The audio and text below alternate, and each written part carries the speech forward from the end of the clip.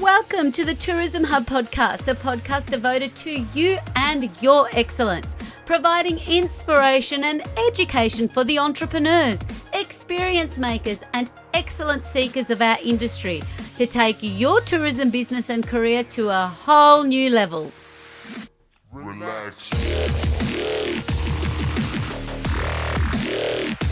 There we are, another legend. Hey, Despi. Hey, How you going? brilliant session. Thanks. Congratulations. It was a kind of standing room only situation. Tell everybody the title of your session, please, Hamish. So it was How My Daughter Will Travel When She's 20. How my daughter will travel when she's 20. Now, Hamish Fell, you're not only here you've got an incredible business that helps a lot of local councils and regional destinations with your smarter tech solutions. Yep. You are also on the board of ART. Yes. Tell me first, so we'll start first with your involvement with the Australian Regional Tourism Network. What inspired you to get involved and become a leader within the art community? It's interesting because I did a presentation at TWA conference and then got asked to come and present that same one at ART. And Therese Phillips, so it's all her fault, they had free tickets because it was in Tweed. And so I came and had a great conference and I was like, I found my tribe. Yeah. You know, these like are my that, people, right? And I hadn't been in tourism that long. So, and I learned so much, but then also I had all this tech knowledge that I kind of just love sharing.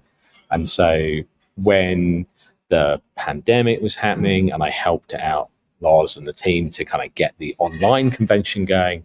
And then Lauren was like, so we didn't get like a board application from you, you know, would you be really? And I'm like, do you guys want me on the board? She's like, it would be great to get an application. So I kind of put one in and then that was 4 years ago. And then here we are. Oh, wow. Here we are. Yeah. Making a big contribution. And and there's big news. It's gone live with a new website that you've led and yeah. So that was, we've kind of been talking about this for a couple of years, that we had these two different platforms and it was all a bit confusing and we couldn't get the memberships to line up properly and, and convention registrations, all that sort of stuff. So we have technically smushed the two together. And so everything is under one domain now. So the Regional Tourism domain. And look, it's launched, it's up and running. Always going to be bugs. Yeah. We fix them as we find them. Yeah. Because we can't find everything. But we've got some exciting stuff. Obviously, we're going to have you on the LMS. Yes. And we've got your podcasts on there, which is awesome. So exciting. Yeah. So, and the opportunity to do stuff around, like, if you're a financial member, we can give you access to other things that you wouldn't get if you're a free member. So it's enhancing the kind of the membership offering that ART has got. And for the existing members, like, it's all seamless that all of their logins will still, exactly the same. Easy. Yeah. Well done. Congrats. You might have to change, like, if you had it stored under members dot, you might just have to change it to regional tourism. But, you guys are smart. You're working. Yeah. And tell me, so your tech level of knowledge is on another level. Like, I love tech, but even just I was doing a run around trying to get all of you, and we've got Linda Tillman as well. You all ran at the same time. Some of the things that you dropped on us, it was just things that I know for myself hadn't considered of what travel would look like for your daughter or my own kids. Yeah. You just kind of assume, because it happens gradually. Yeah. But in terms of what you shared, that will happen in our lifetime when you're talking about travel to Europe. Yeah, I think so. I mean, I think, look, it's technically, I think we're good in terms of like that high-speed travel. I think that's going to happen because there's... So 2 hours, Sydney. That's the technical capability. Like some mathematician has worked it out that they can get from Sydney to London in 2 hours.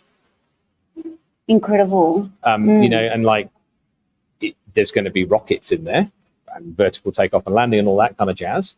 Well, like a few years ago, nobody had landed a rocket vertically. Right? And now Elon Musk and SpaceX are doing it on the daily. So that's it. The technology is there. Yeah, they've crashed a few, but you kind of think like 8, 16, 20 years down the line, that's, the capability is there. And, space tourism, if that's happening, which I think they should just call it space tourism. It'll be out of this world. Yeah, yeah, yeah, It's yeah. like, so I think that's going to happen. And I think it's just going to be crazy. It will Even what you change. shared about your drone technology, that at the moment, as we know it, drones are taking beautiful aerial footage. Yeah. Look, I mean, I think unfortunately, like we've learned through history, like military conflict is a great driver of technology, Yeah. because like urgency. And so a lot of that kind of technological drive is coming out of the military stuff, and it's a secondary application. People are Yes. going, how cool is this? We can do like heavy lift with drones. We can do, long distance drones. We can do pilot, like, driverless vehicles, like personal UAVs. There's a Yes. company that you can technically, they're still in their investment phase, but you can buy your own drone and fly around the place, like that you can ride it, one person, one seater. So Amazing. it's coming, right? Yeah. So yeah, I think it's just a very exciting time in that space. And you mentioned something I never knew about you. You said my time in the military. Yeah. I'm just curious now. Yeah. So that's back home? Yeah, back in the UK. Yeah, So amazing. I spent a little bit of time with the military, learned a lot of stuff, Yeah. spent some time in the Middle East. I think you learn a lot of like good life lessons when you have a job like that. Yes. And you get to meet a load of really interesting people, and you get to learn like a variety of different stuff, right? So I think that's why I kind of enjoy the job that I do, because when I was in the military, it's learning new things all the time, and that's what my job is now. It's a problem-solving job. So I was just about to say that. We were talking earlier about like I solve problems at the end of the day. I use tech to solve problems and come up with solutions to create efficiency, whether it's internally or through marketing initiatives, like you've done now with the tech solution for art. There were two platforms. They didn't really talk to each other, but they worked. But yeah, it was good enough for who it was for at the time. Yeah.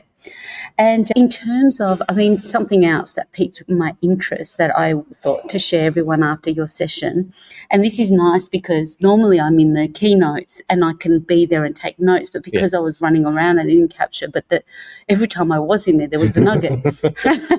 And that's why I thought it'd be great to have this chat so you can share with everyone, even around the disruption around the way that we take payment. Yeah.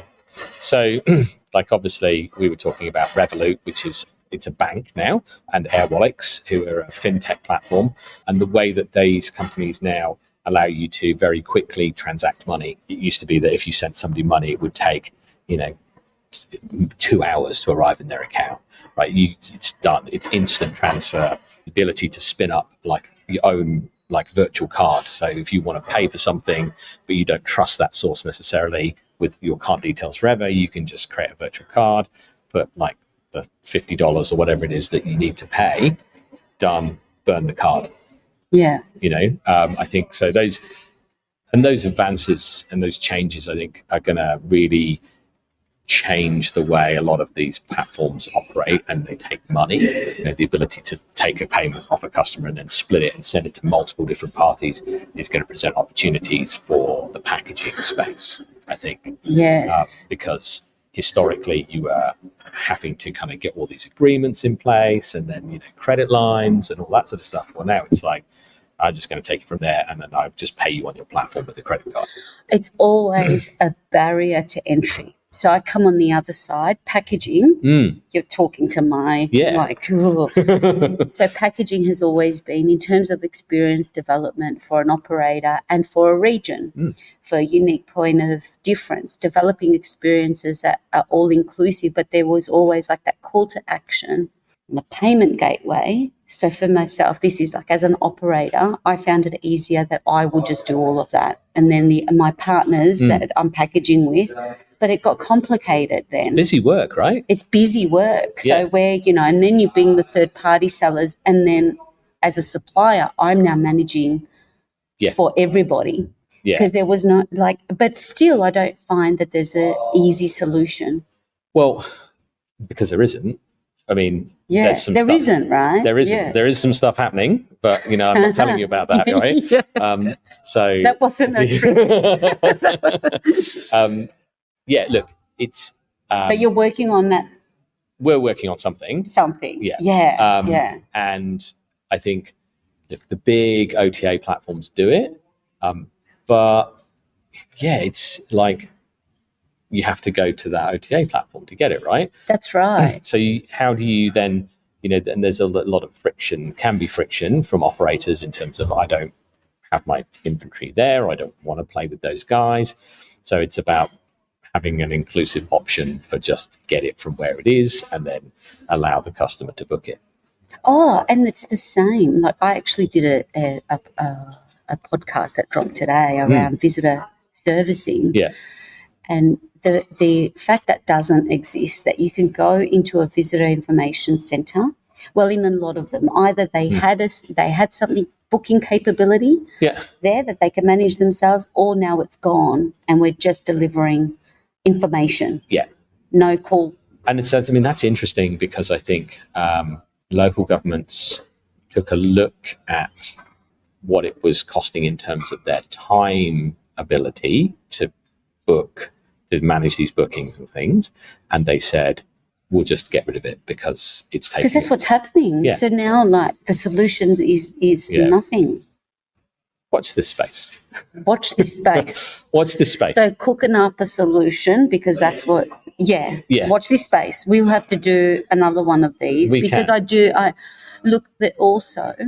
I think at all levels, as a destination, particularly as a regional destination, but also as from an operator level, you're beholden still to sometimes software that you don't really have the control as well. Yeah, I mean, and that's the kind of the solution is, if you have a channel manager or if your product is on Resdy or FareHarbor, that's just where it should come from. You don't. I shouldn't be telling you that you need to put it onto my platform or that platform in order for me to sell it, right? Yeah. Because one of two or three things will happen. Well, one, they just won't do it, so you don't have the inventory. Two, they'll do it but not keep it up to date. Yeah. And then you'll either get out of date information or double bookings, or three, they just expect you to look after it for them. Yeah.